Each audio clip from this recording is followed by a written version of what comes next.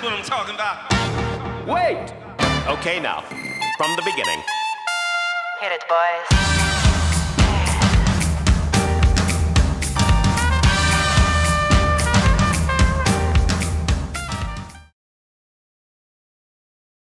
안녕하세요, 빌딩지향쌤입니다. 안녕하세요, 서현웅 마스터입니다. 오랜만에 서마사를 찍게 됐습니다. 먼저 알고 계실 것 같은데요. 핑크TV의 손희창 사무장님 모셨습니다. 안녕하세요, 송 사무장입니다. 네, 오래간만에 이제 강남에 또 나오셔가지고 제가 얼른 납치했습니다.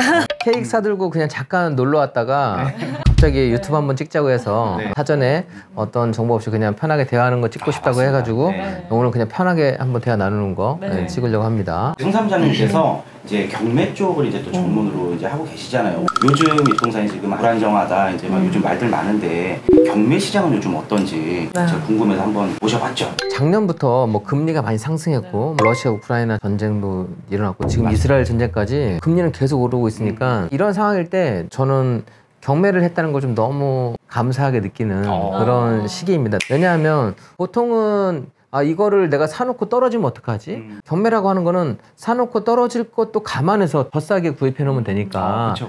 사실 마음 가장 편한 투자가 아닌가 생각을 합니다. 그래서 이럴 때일수록 매수 심리가 많이 떨어지잖아요. 그렇죠. 법정에 갔을 때 평상시에 만약에 10명이 입찰했던 물건들도 두세 명이 입찰하니까 입찰가를 많은 사람들이 들어올수록 높게 써놓는데 적은 사람이 들어오면은 그만큼 보수적으로 적어내기 때문에 평소보다 위기 시기에는 더 저렴한 가격대로 낙찰이 가능합니다.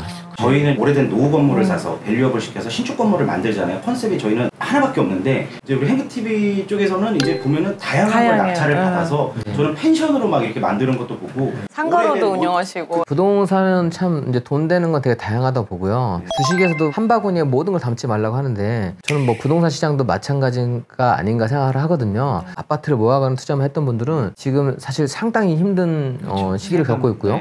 분양권만 모았던 분들도 거의 그렇고 너무 한 방향으로 쏠렸던 분들, 특히 또 현금 흐름이 안 됐던 분들은 거의 그랬던 것 같습니다. 그런데 사실 정책은 늘 바뀌잖아요. 지금 부동산 같은 경우 다주택자에 대해서 규제를 풀어주는 시즌도 있고 규제하는 것도 있기 때문에 이게 정책에 따라서 내가 패턴을 바꿔야 된다는 게 상당히 힘들더라고요. 맞아요. 저는 평온하게 계속 투자하는 거를 좀 좋아하는데 그러기 위해서는 우리가 주거용은 또 적당히 하면서 사실 뭐 빌딩 같은 경우도 빌딩 규제 못 하잖아요. 그렇죠. 빌딩 규제한다고 뭐 몇 명이나 그 규제를 받겠어요. 소수가 할 수 있는 그런 부분도 포트폴리오를 같이 갖고 있다고 하면 1주택, 2주택, 3주택 규제가 아무리 나온다 하더라도 다른 부분에서 안정화될 수 있기 때문에 그건 상당히 괜찮거든요. 부자들은 아파트만 10채, 20채, 30채 이렇게 모으지 않거든요. 그렇죠. 과거에 가능했던 시기는 있었지만 지금 이제 실거래가 신고가 안착이 됐고 양도세 중과세가 적용됐던 시기부터는 그때그때 언제 어떻게 바꿀지 모르고 그러니까 그런 부분 있기 때문에 저는 다변화를 해야 된다고 생각을 하고 아파트만 봐서 그렇지 펜션도 그렇고 상가도 그렇고 뭐 빌딩도 그렇고 토지도 그렇고 자세히 보면 많은 사람들한테 팔리고 가치를 올릴 수 있는 그런 물건들이 많이 있는 거죠. 실제로 사업으로 이렇게 운용을 하고 거기서 큰 수익을 얻으시고 그리고 그거를 짧게 보시지 않으시더라고요. 뭐 저 같은 경우는 유행을 타지 않는 그런 사업들, 그런 상가들을 좀 좋아하는데요. 우리가 흔히 말하는 치고 빠지기, 뭐 단타 이런 거는 제 성향에 맞지 않고 지금 갖고 있는 부동산들도 대부분 과거에 있던 거를 그대로 10년 이상 갖고 있는 것도 많이 있거든요. 지금 펜션, 고시텔, 공유 오피스, 그다음 제가 하고 있는 뭐 수영장, 어린이 수영장 하고 있죠. 상가를 1억 7,500에 150평을 샀어요. 대출을 1억 8,500 해주더라고요. 와, 1억 7,500에 샀는데 1억. 어쨌든 지금 그 수영장도 계속 운영을 하면서 거기서 지금 현금 흐름이 잘 나오고 있고 펜션도 제가 뭐 28억에 사서 그 다음에 리모델링 비용을 들여가지고 새롭게 해서 운영을 하는데 거의 한 60억 정도가 안 됐었는데 성수기 같은 경우는 매출이 3억 정도가 되거든요. 비용 1억 떼더라도 2억 정도가 순수익이 된다고 하면 사실 과거에 제가 빌딩을 계속 안 봤던 이유는 빌딩의 수익률은 원래 3% 4%였잖아요. 맞아요. 이걸 사게 되면 기회비용을 너무 잃게 되는 거예요. 물론 감안하지 못했던 거는 빌딩을 샀던 분들은 임대 수익은 적지만 나중에 시세 차익이 어마어마하더라고요. 그래서 아니 나는 열심히 일했는데 저분을 갖고 있으면서 그냥 또 그 정도의 수익을 거두는구나 라고 느꼈었는데 어쨌든 저는 또 당장에 수익을 낼 수 있는 거를 찾다 보니까 그렇게 했던 거고 그 물건들도 같이 또 시세 차익도 올라주더라고요. 저희 쪽에 이제 상담 오시는 분들도 정말 소액 자금으로도 오시거든요. 경매를 투자할 때 최소 자금이 얼마 정도 있어야 될까를 많이 조금 궁금해 하시더라고요. 지금은 100억대 넘는 그런 물건들도 입찰을 하고 있는데 저도 돈을 10원짜리부터 모았거든요.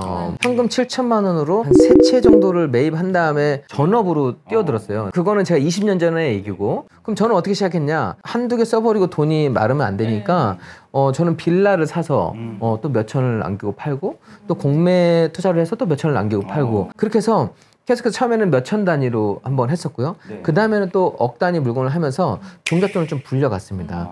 종잣돈을 불려가면서 그 다음에는 매매 차익이 아니라 월세가 나오는 부동산을 또 하나씩 모아가기 시작했습니다. 월세 나오는 부동산을 모아가면서 매매 차익도 같이 하는 그게 점점점 커져서 상가에서는 한 7천 정도 나오는 거고 사업장 빼고요. 매매 차익 있는 물건들은 계속해서 하나씩 모아가고 있는 거죠. 네. 시드머니를 모으고 투자로 인해서 그 자금을 좀 불려가는. 투자 금액은 한 3천에서 5천까지도 가능한데요. 저는 그래요. 그래도 5천 이상은 모은 다음에 해야지. 이 부동산이 사실 쫄리면 잘 받아놓고도 매각을 못 하잖아요. 그러니까 수익을 제대로 못 하게 되니까 저는 너무 타이트한 운영은 사실 어느 투자를 하든지 좀 불안할 거라고 생각을 합니다. 그래서 만약에 여러분들이 정말 첫 단계부터 한다고 하면 5천 정도까지는 한번 목표한 다음에 그 돈이 안 됐으면 그 안에는 계속 공부를 완성하면서 하시면 되고 시드가 없을 때 오히려 공부에 더 집중할 수 있는 시기라고 생각을 하거든요. 나중에 내가 급여를 받는 거 말고 내가 모아둔 5천만 원도 이 물건 투자를 하면서 여기에서도 뭐 1,000, 2,000, 3,000을 계속 나온다고 하면 그 돈이 어느 순간에는 가속도가 붙어서 불리는 단위가 커지고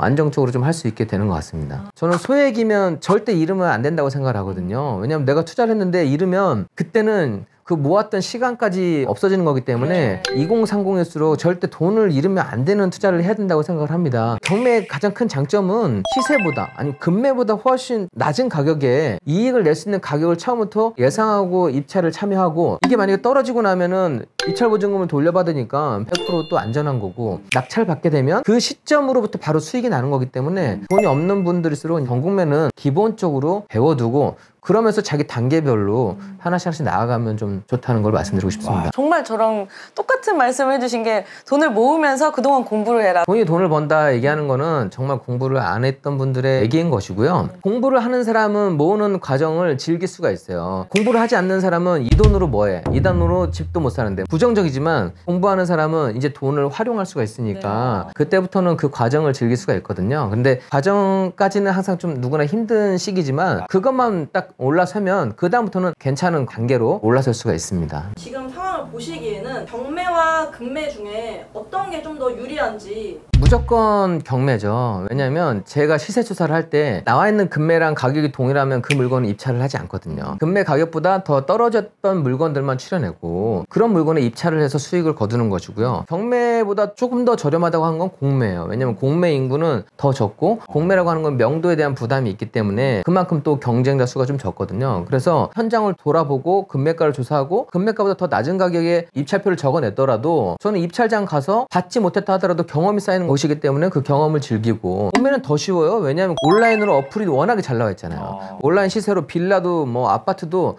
금방 조사할 수 있기 때문에 내 컴퓨터로 하니까 그 다음날 결과 나오면 이 몇천만 원 수익을 버는 거고 그렇지 않으면 그냥 다시 본전이 되는 거니까 공부 한번 해두면 다른 사람들은 가능성이 없는 복권을 사는데 우리는 가능성 있는 복권을 일주일마다 계속 살 수가 있어요. 법원에 가지 않더라도. 근데 요즘 진짜 경기가 정말 안 좋잖아요. 네네. 강남 것도 혹시 나오나요? 강남 거 나오더라고요. 아 나와요? 네. 오. 특히 빌딩 같은 경우는 상속된 건물이 많이 나와요. 맞아요. 왜냐면 상속세가 너무 감당하기 어렵잖아요. 맞아요. 빌딩을 매각하지 않으면 안 되니까. 서울 같은 경우도 원래는 빌딩을 볼 수 없었는데 최근엔 빌딩들이 이제 나오더라고요. 그만큼 지금 경기가 많이 어렵다는 얘기입니다. 근데 이럴 때일수록 저희 같은 사람들은 기회라고 생각을 하거든요. 보통 일반 매수를 하게 되면 상가 임대차 보호법이 그대로 적용이 돼서 그 임차인을 명도하는 게 너무 어렵지만 경매를 취득하면 다 나가야 돼요. 아 진짜? 아 맞네. 네, 대항력이 없는 이상 그냥 딱 비워야 됩니다. 신경 쓸 게 없어서 금매 산다고 했는데 빌딩 같은 경우는 경매가 더 신경 쓸 게 없는 거죠. 금매라는 거는 모든 사람한테 풀리는 게 아니라 특정 사람들에게 풀리는 경우가 대부분이잖아요. 특히 빌딩 같은 경우는 마이너스 15%에서 20%가 금매 기준이라고 지난 영상에서 말씀해 주셨어요. 경매에서는